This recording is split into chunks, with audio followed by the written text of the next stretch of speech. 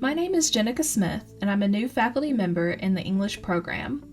Before becoming a faculty member at SWIC, I spent several years providing Blackboard support and instructional design assistance to faculty at an institution in Arkansas. One of my primary responsibilities during that time was helping faculty ensure that their courses met the standards for universal design and accessibility.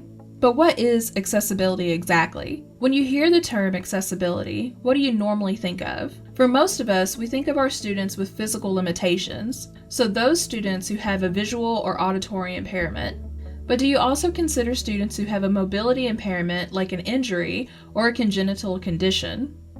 In that same vein, what about your students that have a learning disability or speak English as a second language? And finally, do you consider the learning preferences of your students? Does your content address students who prefer to learn visually, or those students who prefer to use sound to learn? When we talk about accessibility in online courses, what we're really talking about is the course web accessible, and does the course follow best practices in universal design? According to the World Wide Web Consortium, there are certain guidelines that ensure the content you put online is accessible. The first is providing equivalent alternatives to auditory and visual content. When we talk about something providing equivalent alternatives to auditory and visual content, what we're really looking at is, are you addressing the different modes in which students learn, and are you taking those modes into account? For example, if you present something that is visual, are you also providing students with an auditory or text-based explanation or equivalent? Video is a great way to meet the standards for universal design because it provides visual, auditory, and textual alternatives in one piece of media, particularly if you're providing subtitles or a transcript to accompany your videos. The next guideline is making sure you don't rely on color alone to convey meaning. If you look at this example, the first paragraph uses color to provide emphasis on specific words. But what if you have a student that has a visual impairment like color blindness? They might not even be able to see how I've set this text apart from the rest of the writing. In the second example, I've used bold and italic text to provide additional visual cues to provide emphasis. So even if a student can't see the colors I've used, they can still recognize that this specific text is different from the surrounding text. The other thing you want to consider is that online courses are essentially websites, so you want to make sure you're following the accessibility standards associated with web page markup. When you're designing your content in a word processing software like Microsoft Word or Apple Pages, or when you're putting your content directly into Blackboard, you're essentially creating web content for your students. This means you want to make sure that you're using the appropriate style tags for headers, lists, tables, etc. Screen readers use this information to organize the page contents for the visually impaired. It also provides a means of navigation for those screen readers, which use header tags to move around the document and on websites. These hierarchical text styles like header 1, header 2, title, etc. can be applied inside most word processing programs and online text editors. You want to make sure that you're using actual headers instead of just adjusting the size of your fonts, because students with a visual impairment won't be able to physically see that hierarchy of information. Instead, they'll be relying on the markup that's in the background of the program, those header and text tags. You also want to make sure that you're designing your content for device independence. More and more of our students are using devices besides computers to access your content. While we can't make all of our content accessible on, say, a mobile phone, there is still a lot of content that we can make device independent, like lecture materials, assignment instructions, and some student interactions. For example, Microsoft Teams and other chat clients are available as applications students can install on their phones. Another accessibility standard is providing context for your course and your materials. Orient the users of your content by providing a walkthrough or guide to your course materials. This walkthrough can be in the form of a text guide that explains where students can find specific information in the course and how to complete assignments from week to week, particularly if you have the same types of assignments every week. Or it can be in the form of a course tour video that literally guides your students through your course structure. In that same vein, you want to make sure you're providing students with clear and consistent navigation. As much as possible, you want to make it easy for students to find the content in your course. Setting up learning units or folders is a great way of doing this, but you also want to make sure that the information in those folders is consistent. Come up with a content structure that you can repeat from unit to unit or week to week if that's how your course is set up. In this example from my English 101 course, each of my learning units is set up the exact same way. Regardless of how you organize your content, you want to make sure you're being consistent with that organization so that students aren't having to guess from unit to unit where to find your information. Additionally, you want to make sure that your documents are clear and simple. I've talked about this in more detail in my previous video on learning materials. So if you want a full explanation of this last bullet, definitely check out that video. But essentially, you want to make sure that your content is written at a level the students can understand.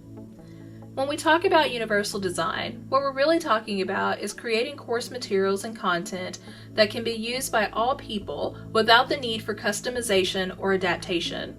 It's about designing your course to meet the needs of your students on the front end, so you're not having to go back and retrofit your content when you finally encounter a student that has an accessibility issue.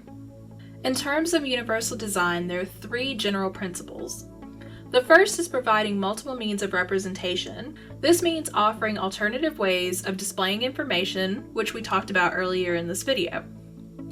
You also want to provide multiple ways for students to interact with and respond to your content.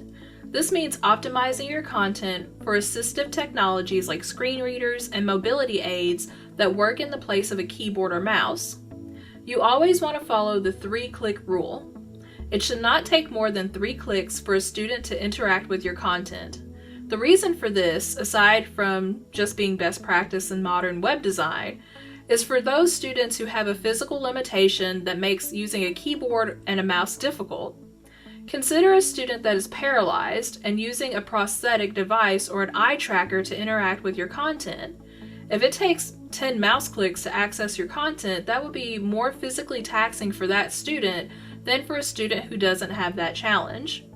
Finally, you want to provide your students with multiple means of engagement in your course. This goes back to the idea of learner preference. Not all students do well in group projects, just like not all students work well alone. But aside from just learner preference, you also want to consider individual choice and autonomy. Allowing learners to make some decisions on how they learn the information will increase their investment in the course and feel like they had some input in their learning. It also promotes self-regulation and allows students to be agents of their own learning by giving them more personal responsibility. Here is a list of some general best practices in universal design.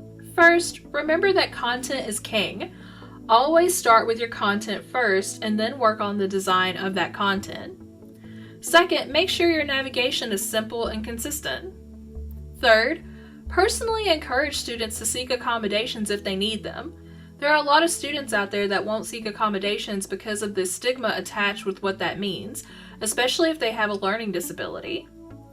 Fourth, choose the tools you will be using in your course carefully. It's easy to get enamored with all of the learning tools out there, but sometimes you can have too many things going on. For whatever tools you decide to use in your classes, provide students with a low-stakes assignment worth little or no points that will help them get acclimated to the tool. Also, if you have students using a tool in your course, make sure you're using it for more than one assignment. That way, they're not learning a new tool just for one thing and never using it again. Fifth, provide multiple modes of delivery of your course content. When it comes to course design, it's always about continuous improvement. If you provide students with text-based lectures in one semester, consider converting those to video in the following semester so that students have multiple ways of engaging with that material. Alternatively, you can find a lot of great lecture material already made for you on YouTube. And finally, make sure you're providing documents that are in an accessible format, like those document tags I mentioned earlier. Some ways you can make sure your documents are accessible include making sure the text is readable or legible. This means using easy-to-read fonts. Use the document styles and formatting that was mentioned earlier in this video. Okay, this is a big one. You want to make sure that your content links use text that's meaningful. Screen readers can group the links on a website and just read those links to your students. If all of your link text says link or click this link, they are literally hearing a list that says link, link, click here, click this link, link. And that's not really meaningful for them. Instead, make sure you're actually indicating the link's destination when you put in that link. For example, you might say, click this link to access Blackboard Help, and then make the link text the part of that sentence that says Blackboard Help. That way, when the screen reader is going through the list, it's actually going to give them context for where that link is going. We've already talked about not relying on color alone, but you also want to consider the contrast of your content. Red text on a black background or yellow text on a white background is really hard to read. And it's even harder for a student who has a specific type of color blindness.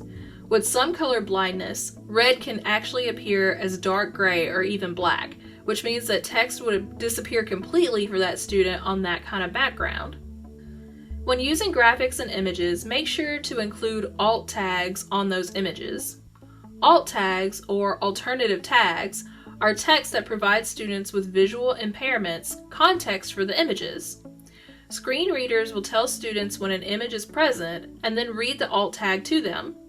If there's no alt tag, it just indicates that there's an image and they won't know what that image is about or what it's telling them.